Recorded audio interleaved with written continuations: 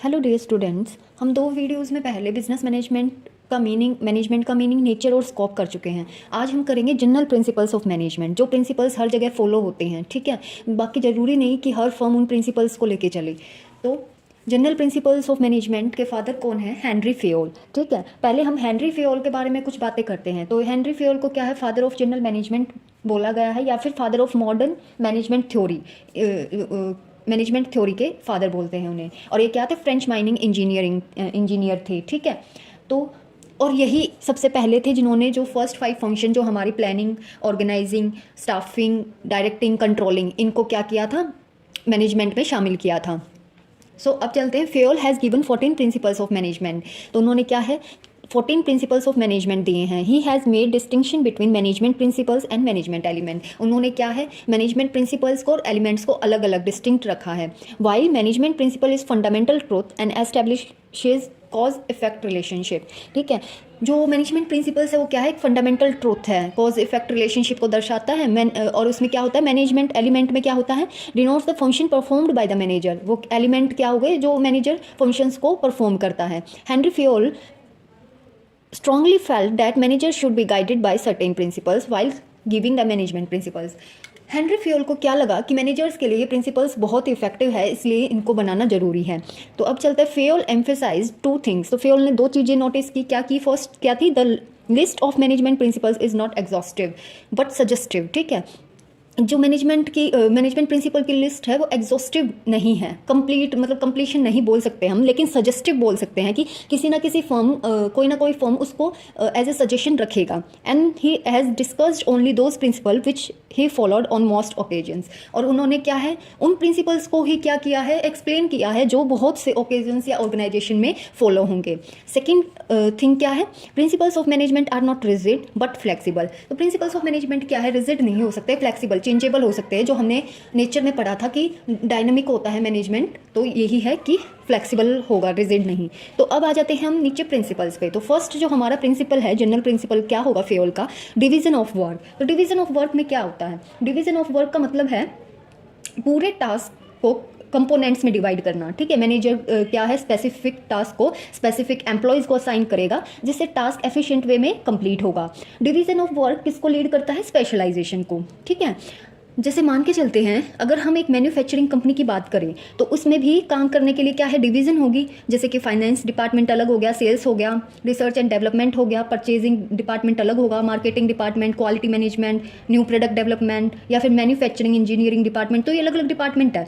तो in department के according ही क्या है, मैनेजर एम्प्लॉयज़ को जज करेगा, उनकी स्पेशलाइजेशन देखेगा कि वो कौन से डिपार्टमेंट में जाने के योग्य है। ठीक है, तो उनको उसी में भेजेगा।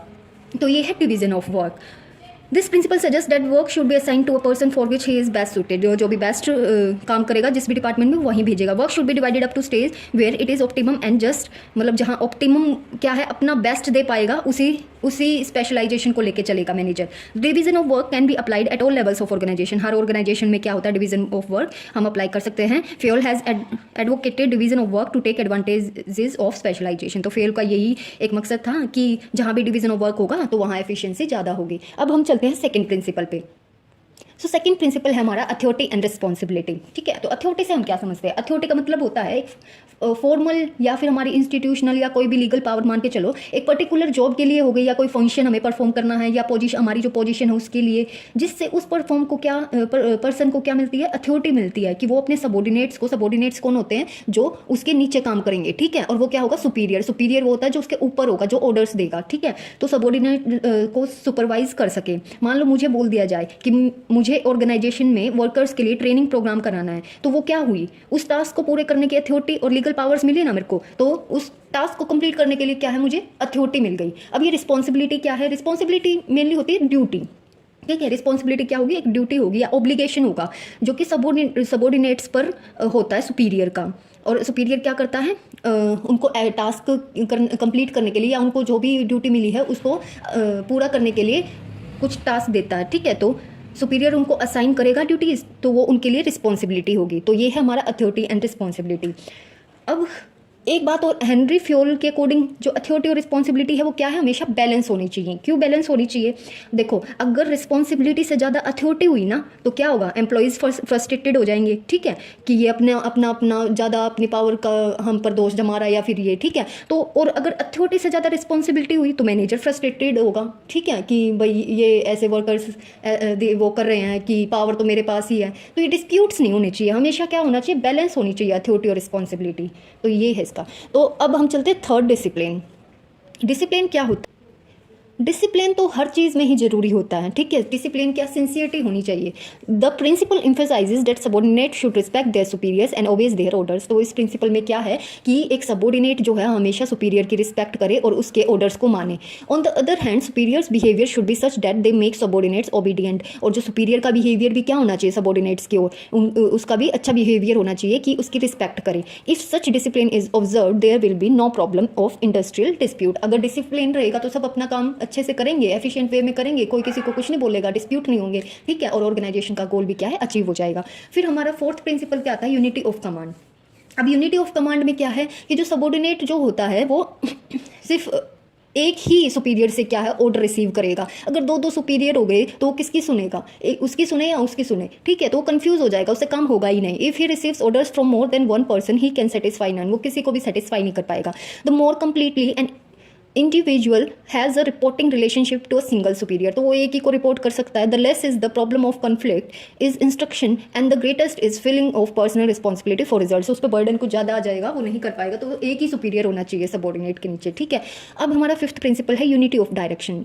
यूनिटी ऑफ डायरेक्शन में क्या होगा, यूनिटी ऑफ डायरेक्शन का सीधा सा मतलब है वन हेड वन प्लान, ठीक है। एक हेड होना चाहिए और एक ही प्लान होना चाहिए ग्रुप एक्टिविटीज़ के लिए। तो each group of activities having the same objective must have one head, ठीक है। ग्रुप ऑफ एक्टिविटीज़ के लिए क्या है, सेम ऑब्जेक्टिव होगा और वन हेड के अंदर होगा and one plan. In the absence of the principle there may be wastage over expenditure and useless. मतलब ये है कि अगर ये नहीं होगा तो क्या होगा, सब अपनी चलाने लग जाएंगे कि नहीं हमें गोल ऐसे अचीव करेंगे, ऐसे करेंगे, ठीक है, तो ऐसे काम नहीं हो पाएगा। उसमें क्या होगी कि रिसोर्सेज की भी वेस्टेज होगी, एक्सपेंडिचर भी बढ़ेगा, लॉस ही लॉस होगा organisation. So unity of direction क्या है, डिफरेंट होता है यूनिटी ऑफ कमांड। क्यों? क्योंकि former is concern with functioning of the organisation in respect of its grouping its activities of planning with later is concerned with personnel at all levels of the organization in terms of the reporting relationship. तो एक head होगा तो एक direction देगा, ठीक है, workers को कि तुम्हें इस डायरेक्शन में काम करना है, तुम्हें ऐसे काम करना है, तो ये होना चाहिए, एक ही प्लान पे फोकस करना है। अब है सिक्स्थ प्रिंसिपल हमारा subordination of individual to general interest. इसमें क्या होगा, इसमें होगा कि हर एक इंडिविजुअल ऑर्गेनाइजेशन को क्यों ज्वाइन करता है, क्योंकि उसकी भी कुछ एक्सपेक्टेशंस और ऑब्जेक्टिव्स होते हैं ऑर्गेनाइजेशन में, ठीक है, और वो उन्हें पाना चाहता है। अगर इंडिविजुअल एम्प्लॉय के ऑब्जेक्टिव्स पूरे हो जाते हैं, साथ साथ में ऑर्गेनाइजेशन के भी ऑब्जेक्टिव पूरे हो जाते हैं, तो कोई प्रॉब्लम नहीं होती फर्म में, ठीक है। लेकिन जब इंडिविजुअल गोल पे बात आ जाए ना और ऑर्गेनाइजेशन को इफेक्ट हो तो क्या है, प्रॉब्लम क्रिएट हो जाती है।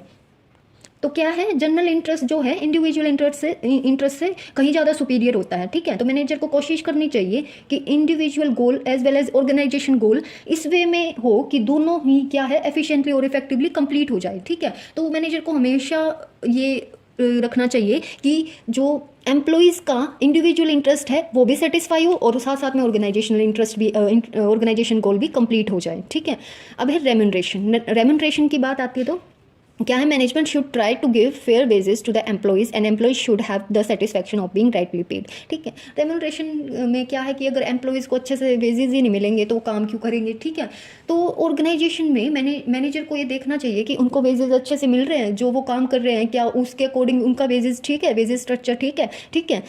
Remuneration must give satisfaction to both the employers and employees. तो रेम्यूनरेशन सिस्टम क्या है, वो दोनों को ही सेटिस्फाई करके चलता है, एम्प्लॉयर्स को भी एम्प्लॉयज़ को भी। अब हमारा एट्थ प्रिंसिपल क्या है, सेंट्रलाइजेशन। सेंट्रलाइजेशन क्या होता है, सेंट्रलाइजेशन इसमें सिर्फ किसी भी टॉप एंटरप्राइज की टॉप मैनेजमेंट इन्वॉल्व होती है, ठीक है, जो क्या है डिसीजन बनाती है, स्ट्रेटेजीज प्रिपेयर करती है या गोल सेट करती है, तो बहुत सी company centralise business structure adopt करती हैं, जिससे क्या होता है क्लियर कम्युनिकेशन हो सके या ऑर्गेनाइजेशन की फंक्शनिंग अच्छे से हो सके। तो सेंट्रलाइजेशन में जो रोल होता है वो किसका, टॉप मैनेजमेंट का रोल होता है, ठीक है, वर्कर्स का इसमें कोई रोल नहीं होता है। Everything which goes to increase the importance of subordinates role is decentralisation. अगर सबॉर्डिनेट्स को हम का रोल है कहीं तो वो डिसेंट्रलाइजेशन हो जाएगा, सेंट्रलाइजेशन नहीं। And everything which goes to reduce it is centralisation. और जो सबॉर्डिनेट का रोल ही नहीं है तो क्या है, centralisation. When a single person controls the affairs of the organisation it is said to be complete centralisation. अगर एक पर्सन है वो ऑर्गेनाइजेशन के अफेयर्स को कंट्रोल कर रहा है तो क्या होगा,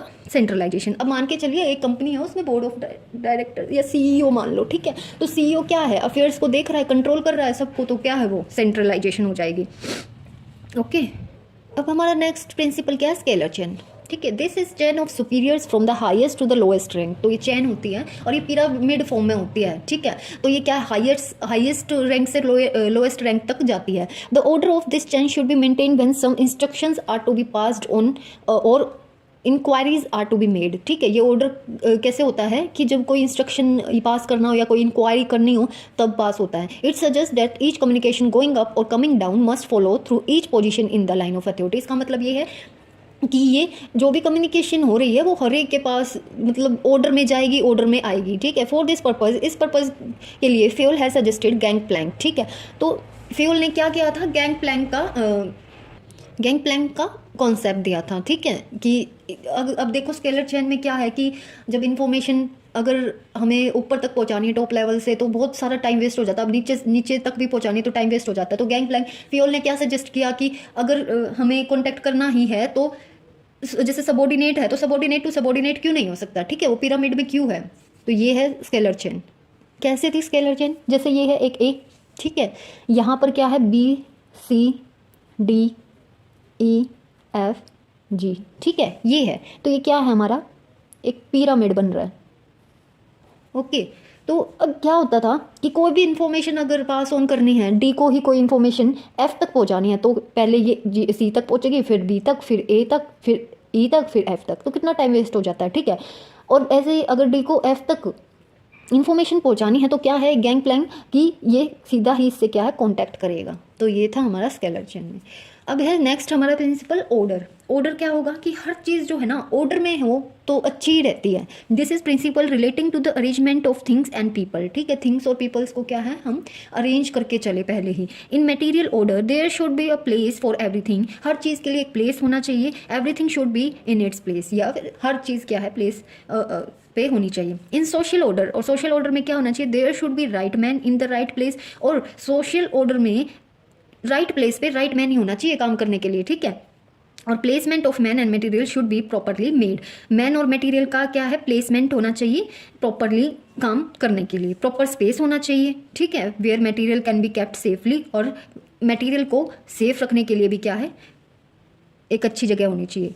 each man should be provided the work for which he is best suited, ठीक है। हर एक क्या है, हर एक को वही ड्यूटी देनी चाहिए जिसमें वो अपना बेस्ट कर सके, ठीक है। तो हर चीज़ ऑर्डर में होनी चाहिए। अब हमारा जो नेक्स्ट प्रिंसिपल है वो क्या है, इक्विटी, ठीक है।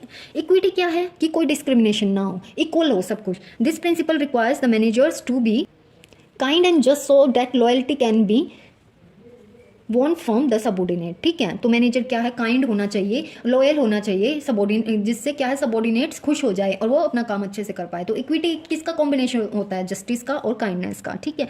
कि जस्टिस भी उसको करना चाहिए, अगर एक के साथ गलत हो रहा है तो वो जस्टिस भी होनी चाहिए और काइंडनेस भी होनी चाहिए। The application of equity requires good sense. तो इसके लिए मैनेजर में क्या क्या होना चाहिए, गुड सेंस होनी चाहिए, उसको एक्सपीरियंस होना चाहिए कि वो चीज़ों को हैंडल कैसे करे, गुड नेचर होना चाहिए। यूँ नहीं है कि बस गुस्से वाला हो और कोई डिसीजन ही ना लेना है। Of soliciting loyalty and devotion from subordinates. Okay, अब हमारा जो 12th प्रिंसिपल है वो क्या है, स्टेबिलिटी ऑफ टेन्योर। तो employ should be selected on the principles of stability of employment, ठीक है। एम्प्लॉयज़ को अगर सेलेक्ट भी करना है तो उसके लिए भी क्या होनी चाहिए, स्टेबिलिटी होनी चाहिए एम्प्लॉयमेंट की। अगर हम रिक्रूटमेंट कर रहे हैं तो उसके लिए भी क्या है, एक टेन्योर रखना चाहिए कि तुम्हें इतने टाइम तक यहाँ वर्क करना पड़ेगा। They should be given necessary training, उनको ट्रेनिंग भी देनी चाहिए so that they become perfect, ठीक है। तो जो उनको जो काम नहीं आता, जो उनके पास स्पेशल स्किल्स नहीं है, उनके लिए ट्रेनिंग प्रोवाइड करवानी चाहिए। There should not be frequent termination of employees. Stability of tenure is essential to get an employ accustomed to the new work and succeeding in doing it well, ठीक है। तो उसको थोड़ा टाइम देना चाहिए। जब उसकी रिक्रूटमेंट हो गई, उसको सेलेक्ट कर लिया गया है, तो उसके बाद उसकी क्या होनी चाहिए, ट्रेनिंग होनी चाहिए, जिससे क्या है उसको अपने वर्क को समझने का टाइम चाहिए। ठीक है, फिर आता है हमारा 13th point, 13 principal, initiative. Initiative क्या होंगे, with in the limits of the authority and discipline. Authority और डिसिप्लिन दोनों ही होते हैं मैनेजर्स के पास। ठीक है, manager would encourage there employees for taking initiative. ठीक है, तो देखो मोटिवेट करेगा मैनेजर, अगर मोटिवेट करके रखेगा एम्प्लॉयज़ को, सबॉर्डिनेट्स को, तो वो क्या है अपना बेस्ट देंगे। ठीक है, तो वो क्या है इनिशिएटिव भी अच्छे से ले पाएंगे और अपने क्या है सुपीरियर को भी ये बताएंगे कि हम ये इनिशिएटिव ले सकते हैं, या हम ये यूज़ कर सकते हैं, ये यूज़ कर सकते हैं। Initiative is concern with thinking out and execution of a plan. ठीक है, तो सबऑर्डिनेट के मन में क्या है, नए नए आइडियाज़, थॉट्स होंगे, और वो क्या है ऑर्गेनाइजेशन को और भी लेवल तक, ऊपर तक ले जाएगा। Initiative increases zeal and energy on part of human beings. क्या इनिशिएटिव ही क्या करते हैं, क्या है ह्यूमन पार्ट्स पे भी इफेक्ट होता है इनका। अगर हम फुल पावर में काम करेंगे, अगर हम में क्या है मोटिवेशन है, अगर हम में पावर है कि हाँ मैं इस आइडिया के साथ काम करूँगा, मैं इस थॉट के साथ, मैंने जो सोचा है वो बेस्ट है, तो क्या है वो इनिशिएटिव काम भी करेगा। ठीक है, उससे हमारे अंदर क्या है कैपेबिलिटी भी होगी करने की। तो ये था इनिशिएटिव। अब हमारा जो 14th एंड लास्ट जो हमारा प्रिंसिपल है वो एस्पिरेट द कोर्स। ठीक है, तो एस्पिरेट द कोर्स में क्या होता है, this is principle of union of strength. ठीक है, मेन होता है यूनियन ऑफ स्ट्रेंथ।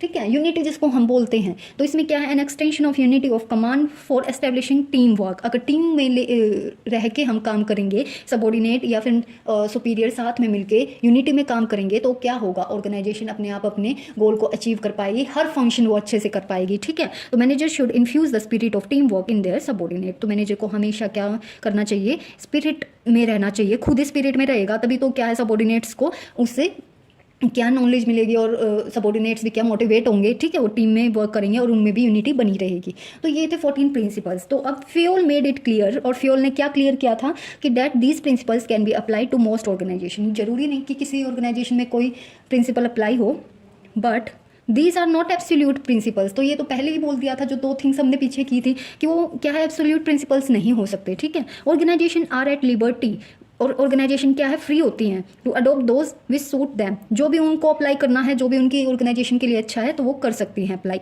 और to delete a few according to their needs. और अगर कोई सूट नहीं हो रहा है तो वो डिलीट भी कर सकती है उसको। ठीक है, तो ये था आज के जनरल प्रिंसिपल ऑफ मैनेजमेंट जो कि हेनरी फ्योल ने दिए थे।